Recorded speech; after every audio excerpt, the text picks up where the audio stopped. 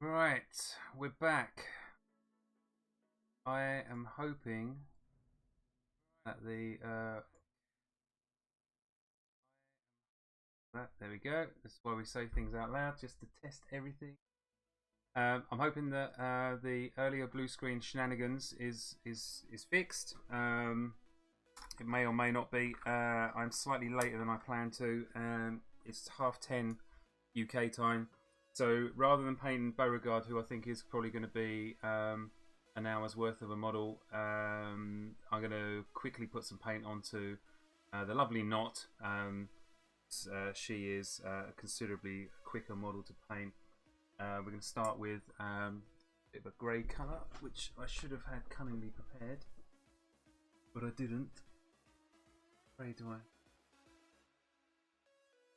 Let's go.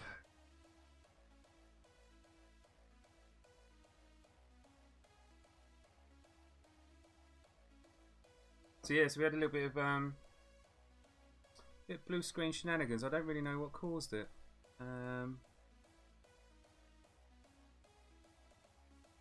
Some are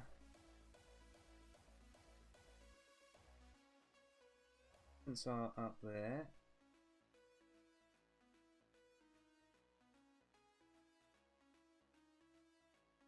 Basically, gonna block out the greys. This fairly lightish grey, which will make the ink wash when we do that a lot more contrasty in the shadows. Rafter, it's the name of the game when we're painting. So you can see my normal priming technique. Spray it black and then I spray it white from an angle above. I do use an airbrush to do that. It's called zenithal pre-shading. I use an airbrush because I get a lot more finer control over where it goes. The model that I painted earlier, which is in the video section, is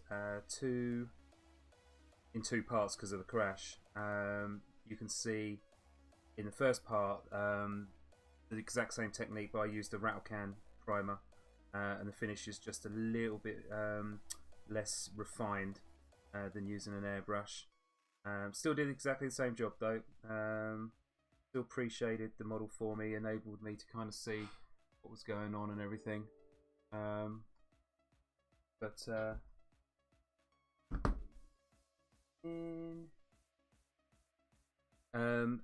So that's worth checking out. That was a video that I did just to test the new equipment. It was a fairly old model. Is one of our models, the Dark Souls models, that you would get in your copy of Dark Souls. I painted him up as a rogue, level 1 rogue. Took about, well, with all the fanning about with the crashing and everything, took about 40 minutes end to end. No special techniques. It was literally just a base color and a wash. So that is what I want to use to paint these Critical Role minis. So if you have no experience of how to paint, welcome to a wonderful new hobby that is incredibly straightforward and certainly nothing to be scared of. I think it's far harder to mess a model up than it is to actually paint it well. So all we're doing here is we're using a light grey. The colour, the actual paint brand really doesn't matter. I'm using Reaper Master Series paints. They're very easy to find in America, so if you're based in America, absolutely your local hobby store will have these. Vallejo paints are universally available all around the world, do almost exactly the same thing. The only difference is these have a slightly more drying retarder in them. They just take a fraction longer to dry, which I like the longer working time of the paint. But even all of that being said, it does depend where in the world you are. So if you're in a fairly warm climate, then then you are going to find that you need to add some drying retardant to your paints, or a little bit more water. Whereas if you're in a cooler climate, or a more arid climate, then it's going to be different. So a lot of with painting is very experimental. Find the thing that works for you. So we're not going to do anything complicated other than just base colours all the way around. I'm going to go for another Reaper Master Series paint. This is Meadow Green. This is actually one of their HD paints, which means it's high density, which means it has a slightly stronger pigment density. So very similar if you go to Games Workshop, the GW paints, the base paints, they are designed to have slightly stronger pigments and make it a lot easier to get base colour down. I am committing a cardinal sin. If you ask any professional painter, I'm using it straight out of the bottle. I make sure my brush is nice and moist. I make sure the paint is flowing. So if I paint on my hand, I can see how fluid it is, and if it's going to dry out a little bit more than that, then I will just wet my brush on a sponge, and it will give me that extra little bit of flow on the paint. But because I'm painting Nott, and she is incredibly tiny, I actually don't want the paint to be too runny, because it will get away from me. It will basically run everywhere, and I actually don't want to have to spend ages painting the same area multiple times. So you can either do 2 thin paint coats or 1 not so thin paint coat. Whatever you do, just don't slap the paint on. The paint really should just flow off your brush, right? It should be really easy, almost no effort for the paint to come on. I'm not putting any pressure on the paintbrush. I'm just literally touching the paintbrush to the model, and the paint just flows off of the brush, capillary action, just getting pulled off of the brush surface. That is all I am doing. So if your paint is not doing that, it means you need to water. But don't water it down too much.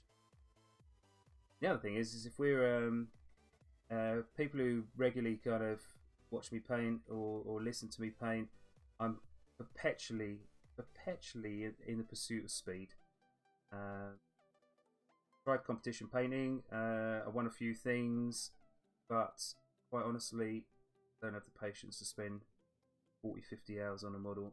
I would much rather spend an hour on a model, it look decent, 45 hours, and it look several stages ahead of decent.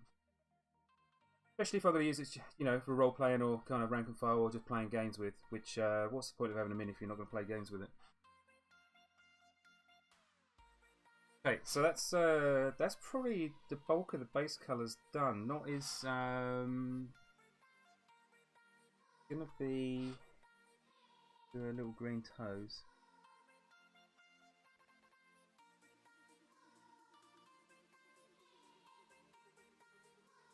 Pick them up. What kind of shadows? So she is really just black shadows.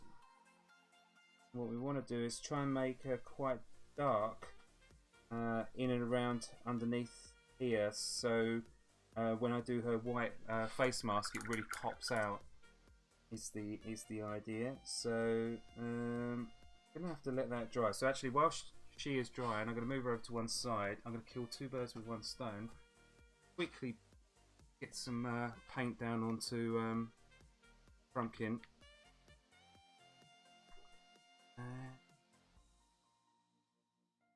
So I'm just using, again, Reaper Master Series. This is Fireball Orange, just a base colour. Frumpkin with a nice bit of an orange base.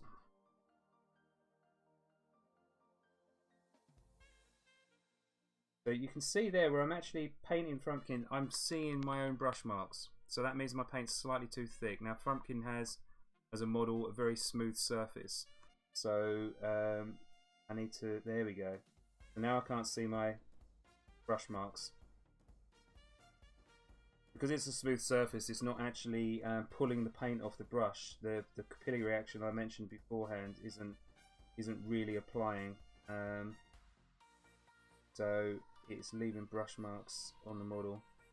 Now paint will find its own level, but yeah, as long as you're not drowning the model, it will shrink and fit and adapt to the shape. So if you're in any doubt at all, bear in mind I've been painting for ages, so a lot of this is not terribly scary, but if you're in any doubt at all, you're far better off do a thin coat, let it dry completely, and then put another coat on top just to strengthen the colour. Because if you try and work paint while it's drying, then you are going to end up making a bit of a mess, because the bits that are dried will stick and the bits that haven't dried will get worked all over the place. Will end up looking hot. You won't know how to fix it. Oh, so that's Frumpkin. He can kind of just sit over. Where's my cleaning? Right, so I'm going to hit this with, so this is a GW shade wash. Give it a shake, and I am going to apply this neat on the lower half of Nott, and this will just basically absorb into all the nooks and crannies. Not slapping it on, but I'm also I'm not trying to paint it on. Now if you paint this on so it just covers the surface, then that's called a glaze, and effectively what you're doing is you're tinting the area with a very translucent paint. So I'm a little bit of one stage above that. I'm actually leaving a healthy amount of the glaze, or sorry, the wash, where I want it to be, and what that means is it's going to run into the nooks and crannies of the model, and it's going to shade it all for you. Right, so now I've done the bottom half neat. What I'm going to do now is the top half, I add a little bit of water to my brush, which will make the wash a little bit thinner. Now the reason I do this is I actually want the top half of the model to be slightly brighter than the bottom half of the model. And what that is an optical illusion that basically is going to make you... It's going to pull your attention to the top half of the model, because the top half of the model is going to be slightly brighter than the bottom half. So it's all about building into the composition in terms of, you know, where is the bright spots, where are the dark spots.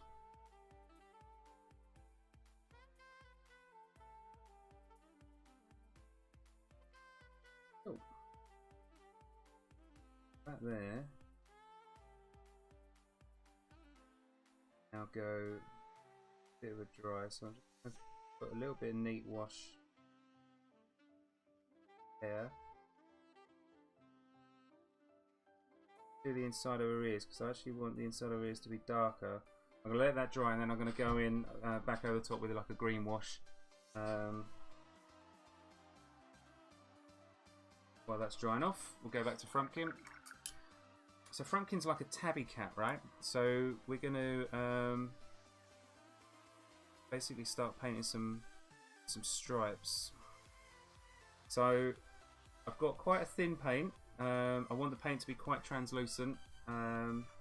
So if I make a mistake, it's not the end of the world for me to cover up, and I can always build up how strong the effect is. So I'm cleaning my brush to give myself a nice point again. I'm going to take a little bit of paint loading, and now I'm going to start looking to paint some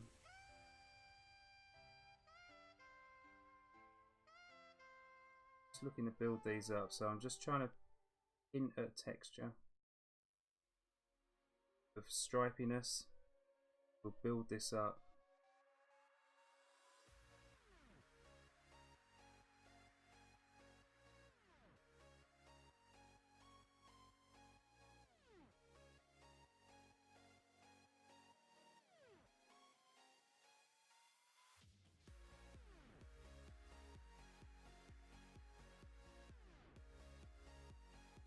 Okay, and then we'll grab a darker brown. Now we'll try and paint inside of those. Oh, that's going to come out, yeah.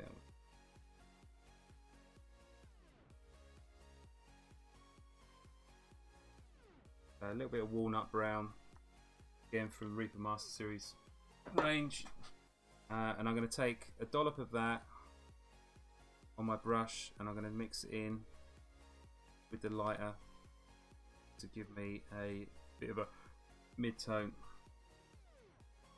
So again, taking the thick off my brush, and now now I'm just going to paint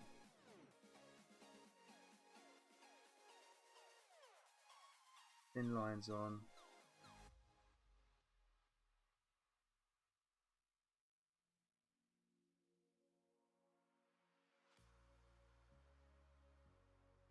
I'm just concentrating on just using the very tip of the brush.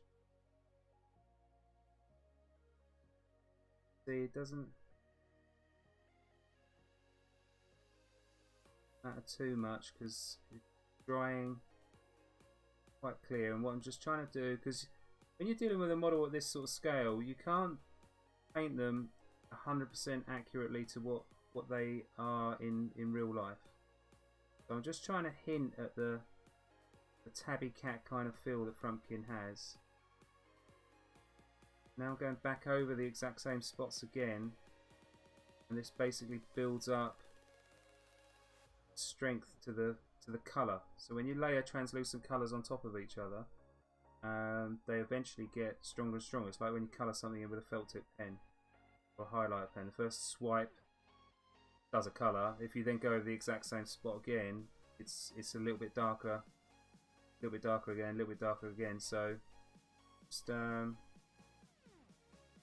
some heavy attitude. Cool. And we're doing this while Nott's drying off. So I'm going to grab some neat of the dark. Just check that against that. Lovely. So this is probably going to be the one that actually then ends up being the stripes. Okay, so just with the very tip, put it on the top of the spine, pulling it down.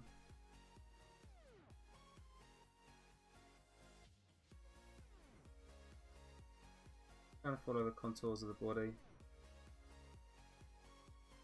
I'm not trying to draw particularly straight lines. I want it to kind of look quite like a natural marking.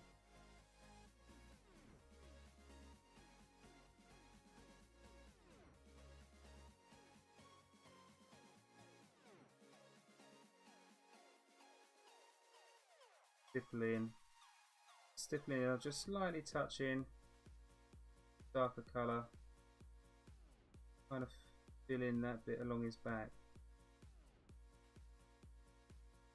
Doesn't look like a tiger.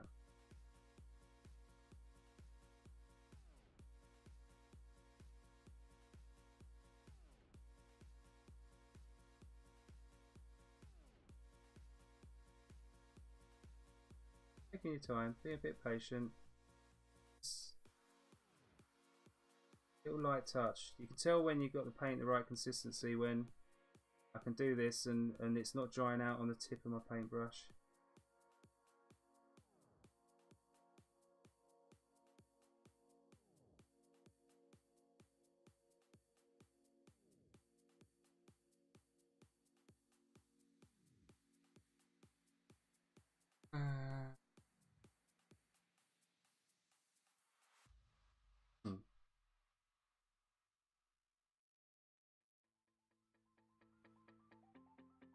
I assume Frumpkin's a tabby cat. I saw some artwork that made him look like a tabby cat.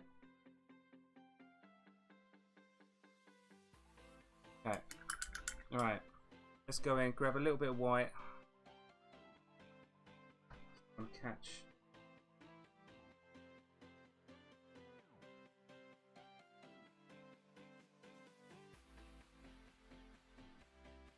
A little bit more fluid on there.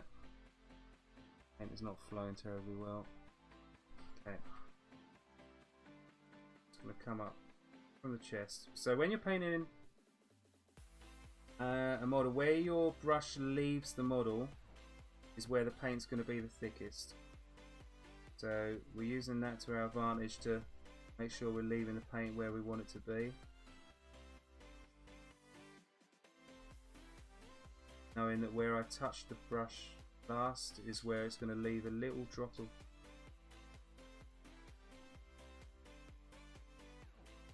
right. I'm going to do something bad. I'm going to lick my brush just to kind of take a little bit out, and then what I'm going to do is just feather this edge a little bit just to kind of smooth it out, blend it in a little bit I should say. Just want to soften it up. Now I can go back in the middle and just strengthen that white.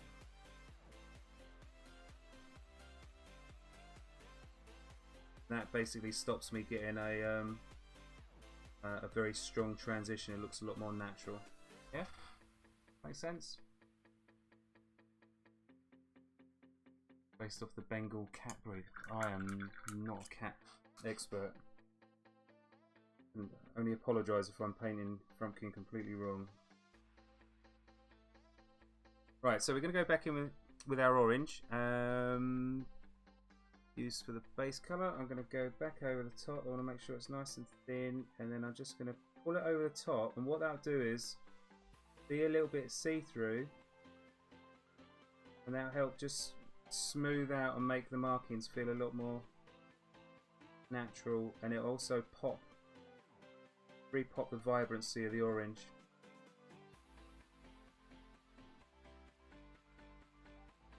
That makes sense. We're going to grab a little bit of the white. Oh, corrupted it with the orange. Alright, we're in for a penny, in for a pound now. So we're going to use this as our highlight. Stick a bit on the tip. And I'm going to hit the tips of the ears.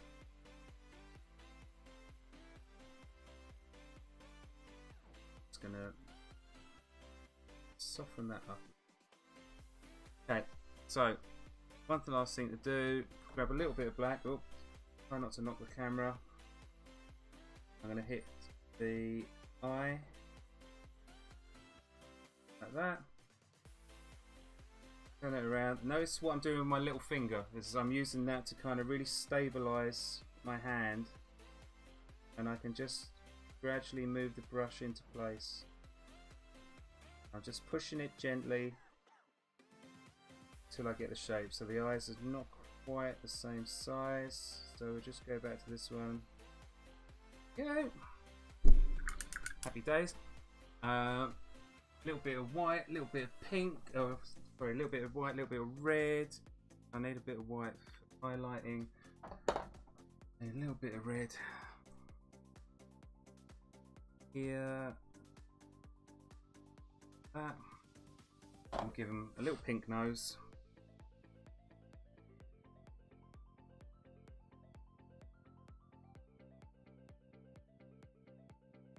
It's a seriously pink nose. Let's get a bit more red in there. There you go.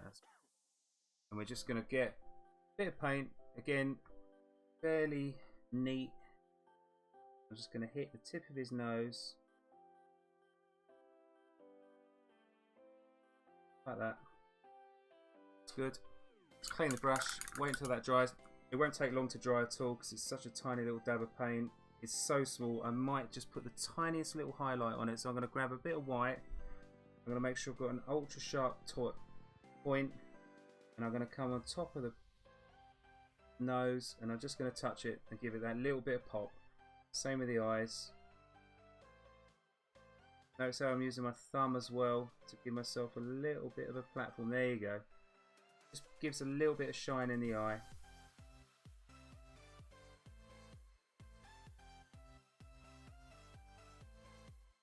Okay. See that?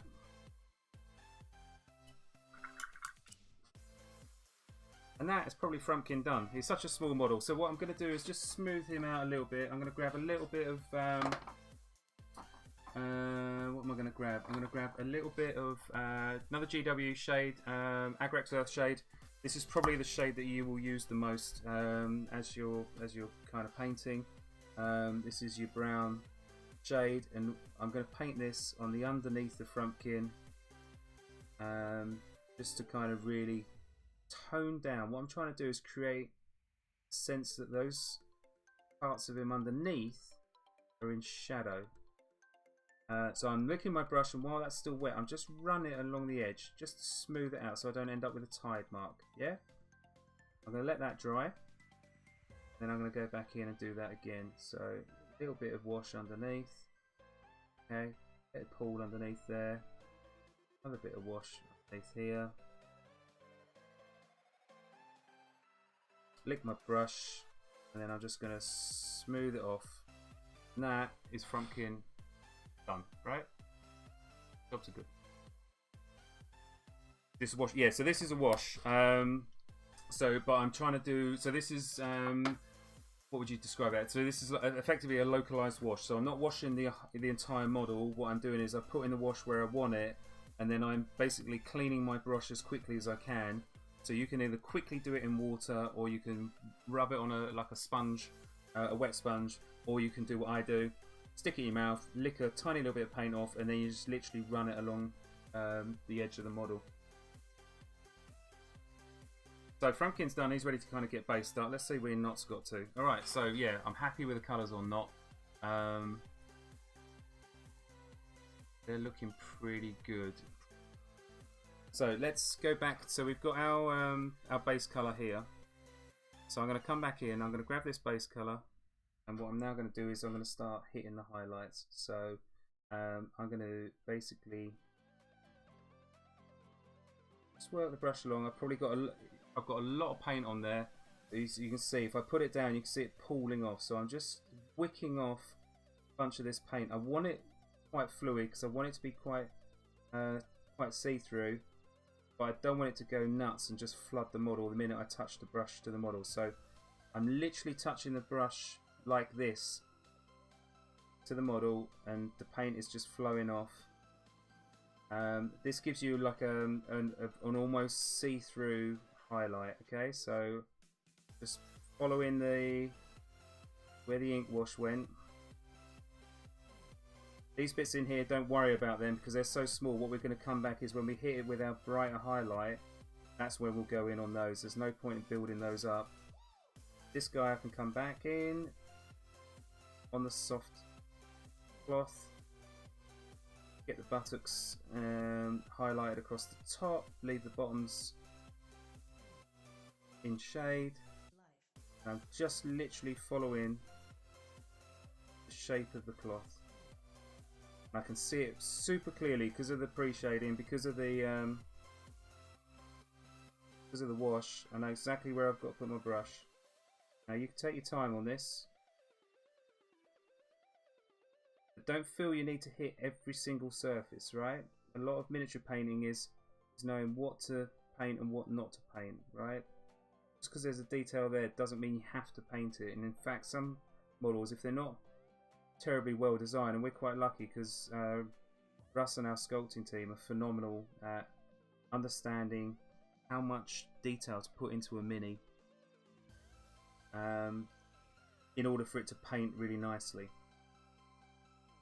It's very easy to whack a load of detail into a miniature, and the minute you try and paint it, it just becomes an absolute nightmare trying to see what's going on. So we're going to get the top of a hood,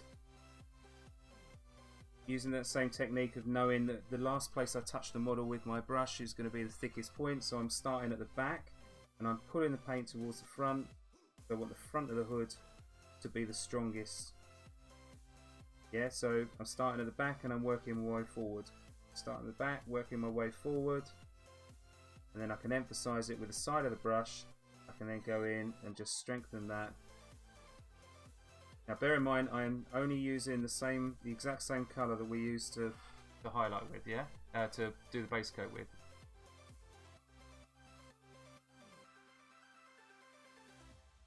Doing it again, exact same color. I'm going to come around the bottom of these folds. Now I want these folds to kind of stand out, so I'm going to try and put a fairly strong highlight on these so they pop. Making sure that I really concentrate the paint on top of these. And when the paint first goes down, what you'll notice is it looks quite bright, and it's very easy to kind of panic. I still panic every time I put paint down like this, but as the paint dries, it will flatten out a little bit, and it won't be nearly as scary. Right, so we're going to go in. We're going to grab a little bit of white. I'm going to put it over here next to my grey. I'm going to grab a little bit of grey, and I'm going to mix it in with the white. And what I'm looking to do is create a highlight and a mid-tone. Okay, clear the brush off because it's going to be fully loaded with paint. Give it another shape. Now I'm grabbing from the mid-tone, right, making sure my brush has got enough of the paint on. And now this is where we come in and we're starting to hit the highlights. So I'm using the edge of the brush, grab where I want the highlights to be.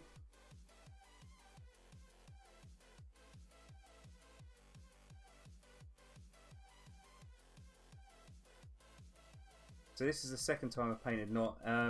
I actually think I've made a really good decision to go with a slightly lighter colour than when the first time I painted her. She ended up being really dark, and you lost a lot of the cool detail, whereas going a little bit lighter I think has actually been quite a smart move. I guess that's the benefit of painting the same model a couple of times. So yeah, if you're painting Nott, like, get this kind of slightly lighter grey. If it ends up being too grey, too light, sorry, you can always stick another ink wash on it. Right, so I made a mistake there. I can solve this by just wicking the paint away before it dries. Alright, so just a little bit of spit or a little bit of water, and you can kind of correct an awful lot of problems, yeah? Problem? What problem? There's no problem there. Alright. Get this little highlight going on here. I really want this to pop. Now we can kind of start looking at the tops of her arms. If you imagine the sun is coming down directly on top, right? So these are where I want to put the highlights. I don't necessarily feel the need to kind of highlight absolutely every surface as if it was highlighted, which is the old kind of GW way.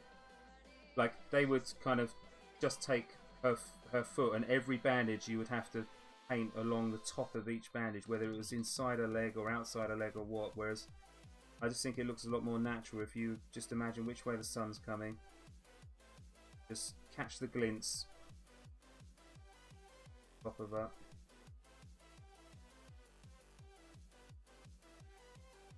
Okay. So I think one more highlight on this. You can keep going until you feel comfortable. Alright?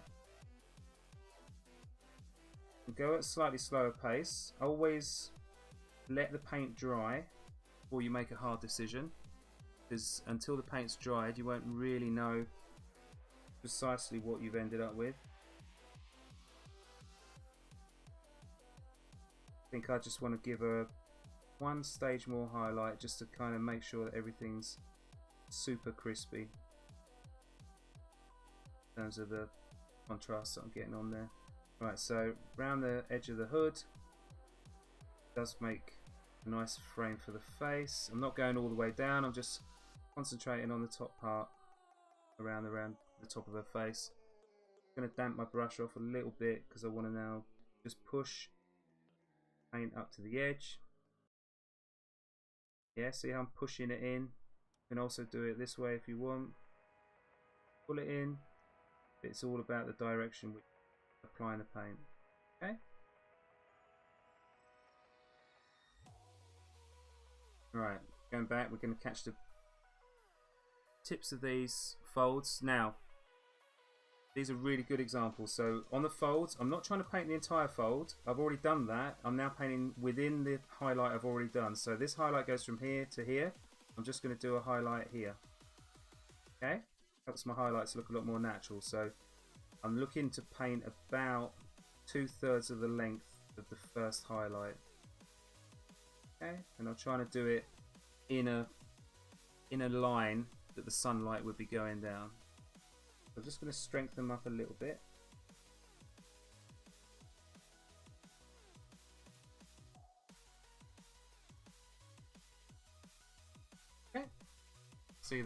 see the glow, yeah? Cool beans. Alright, so while we've got our white ready to go, let's pop a little bit of white onto the mask.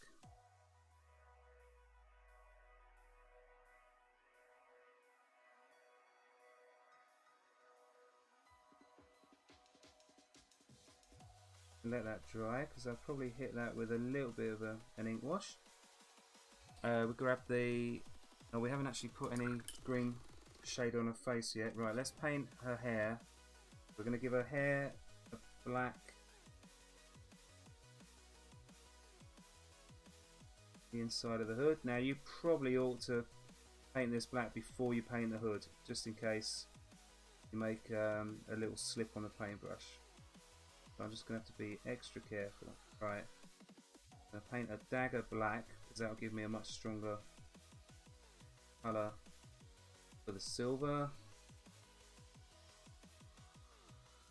Let's grab a little bit more black, bang the camera with my head for about the 18th time. And that. Right, crossbow. Let's make this black so it stands out.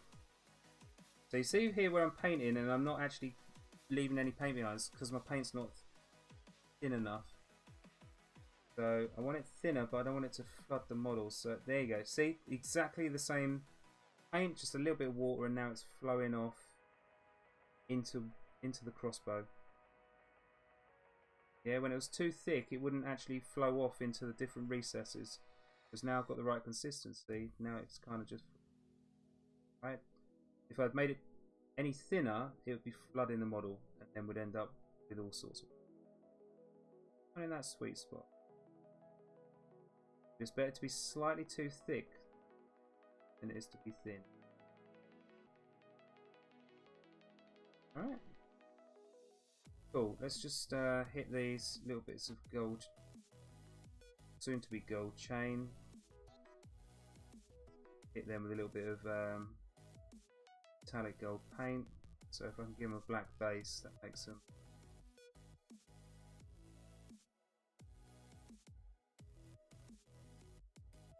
Cool, wicked. Alright, so a little bit of a green wash on her face. So, camo shade, another GW wash. Just going to grab a little bit. Bear in mind we're talking about tiny paint surfaces. So I'm just letting the capillary reaction pull the ink off. You see her face soaking it up.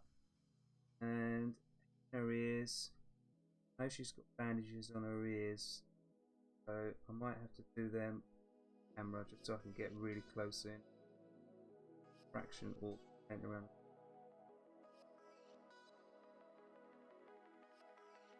Just hit the hit her fingers.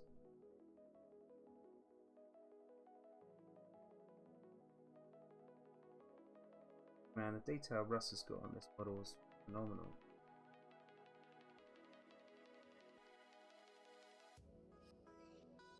Right, wicked. So while that's drying, let us grab a bit of another GW. This is what I was talking about. This is a base colour, so this means it's got a super amount of pigment. This is Retributor Armour, which is basically a nice, rich gold. I'm going to grab a little dab because I don't need a lot. Just thin it out on the palette, and then I'm going to dab this onto medallion and another medallion there, and then I'm just going to lightly touch it into these chain, they're basically chain, but they look like little beads. I'm probably going to drop a little ink wash on here just to kind of give a little bit of depth, and then I'll go back in and make it a bit more metallic.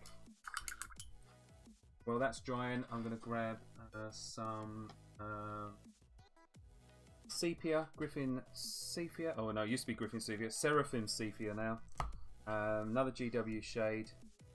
I'm going to grab a little touch of this, and I'm just going to hit the face mask just so we can kind of get the details pulled out. It's going to knock it right back, but I'm going to come back in and highlight those once that's dried off. That gold should be dried now, so I'm going to go back in on the gold. Ordinarily I'd use something like a flesh wash, but because it's so small, the flesh wash I don't think is going to make it enough contrast, so I'm just going to go back in with a little bit of earth shade.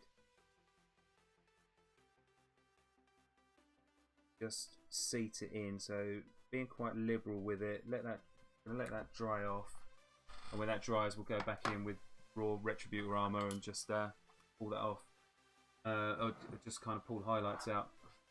So let's grab a little bit of silver and we'll do her dagger. This is bolt gun metal. I don't even know if you can get that anymore, but GW do they changed all their names of their paints. That's just a classic metal silvery colour. Just gonna hit the blade.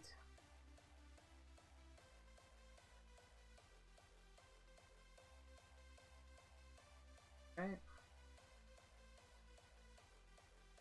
Right, what we'll do is we'll add a little bit of interest to the crossbow, painting tip silver and a little bit of the mechanics, silvery colour just to catch the eye. Little chain there. That's silver. Rest of that is all good to go. You see what I mean about composition, right? So very monochrome, but the attention of your eye is dragged right to this vertical line, right down the middle, where you've got this lovely little green face, the white mask, which we're going to paint up in a minute, and the gold jingle jangle. So we're going to go back in. We're going to do some very, very gentle highlights on the face.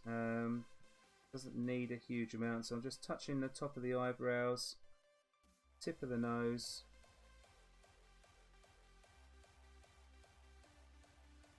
tops of the lips, underneath the eyes. Then I'm going to dry my brush right off, and then I'm just going to run it along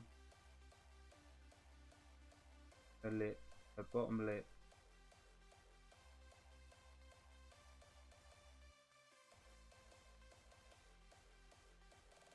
Okay. Such a small face, you don't need to worry about doing much more than that. Right, grab that Retributor armor before it dries off your palette. We're just going to go in and we're just going to hit it up just so we've got a nice kind of metallic shine. That's that. Grab our white. Make sure it's kind of fluid because I'm going to be relying on the translucency again. So now what I'm looking to do is basically just pull it to where I want the highlight to be. So I want to keep the shadow around the nose.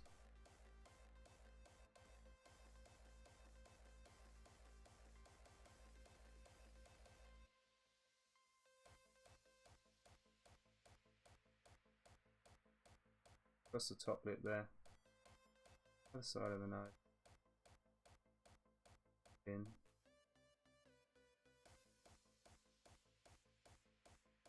Okay. Is that highlighted? Grab a little bit of the black, because I think I whiffed a little bit in. Yeah, I did. Look.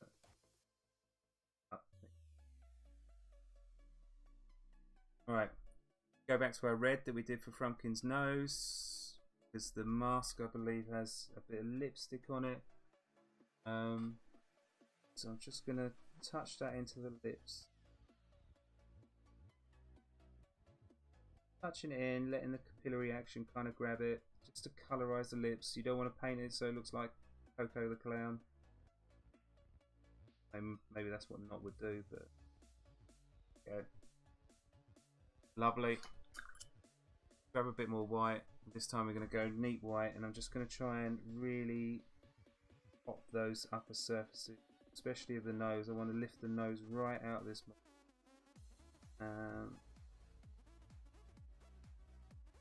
Wonderful.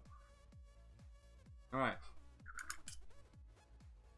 Grab a bit of black because we're going to go in on the knife blade, and I am going to basically just run it down one half of the blade. And I suck a bit of paint out my brush. Okay. just to give your knife a little bit of shape. So I'll show you again. Grab a little bit of black and then basically run it down 1/2 of the knife like this. Suck the paint off and then run it down again. Yeah, and just gives the knife a little bit of shape. Alright, cool. So that's not done. Let's show you how we base them. So I'm using a Citadel paint, which is a texture paint.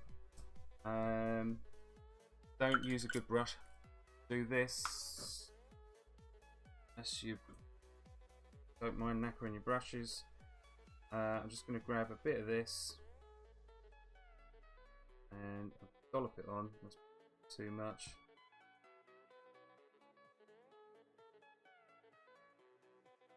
Okay, and I'm just gonna. So this is a part paint mixed with a bit of texture.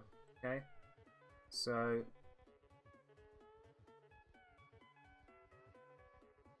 this is the color that I kind of use for the rest of the Critical Role mini. So I'm just ordinarily, if I was painting this model, I probably wouldn't use a base color that was so close to the main model color, but kind of committed. So what we'll probably do is do a little bit of an ink wash on the base once it's dried. So I'm just going to take that thick bit off, stick that back in there. I don't need that. Making sure I've got good coverage, and there's some rough sort of sandy bits all over the model. And when that dries, that'll look like a dungeon floor, and I can do a really light dry brush and just paint around the base of the model. Might as well do Frumpkin while we're here. Let's grab a bit of splooge on. I might grab a little bit of water just to help the process. Just a bit, especially when you kind of. So take a little bit of care. Make sure you don't splash. Get it all over the model. Just pushing it around the base.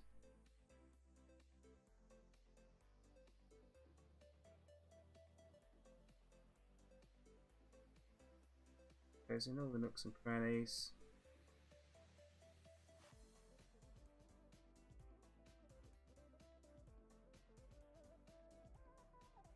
Make sure we spread some of the rough stuff out, because that's when that dries, that's what's going to take the texture off of the dry brush. Right, clean our brush. I'll give you a sense of what it looks like by grabbing a bit of black paint off the palette, grabbing Nott. And make sure you wait until everything's dried, but I just want to sort of show you. I'm using the side of the brush, so there's no danger of me sort of spilling it into the upper surface. Let that dry off for a second. Do the same for Frumpkin while we're here, why not? So, just while we're doing that, quick recap. So what we've done is we base coated our model, we primed our model with black. You can do it out of a rattle can. I use an airbrush, partly because I do it indoors, and also because it gives me slightly finer mist and a hell of a lot more control. Obviously airbrushes are a huge expenditure, especially if you're only going to use them for undercoating. So I think stick to rattle cans. You need a black and you need a white. Spray the model black all over, don't spray it too heavy, and then spray the model from above. So imagine this is me spraying with a rattle can, I'm spraying from this kind of angle, and then the white kind of like descends on top of the mini and shows you where all the highlights are. Then what we did is we base coloured everything, so we could block it all out. We could see exactly what the model was going to look like in terms of composition. And then with Nott, what we knew we wanted to do was make sure the face and the mask and the gold chains were all in a line. We then ink washed, and we used the exact same colour that we then base coated with once the ink wash had dried to just highlight it up. We added a little bit of white and just basically plucked out some of the higher levels of the surface.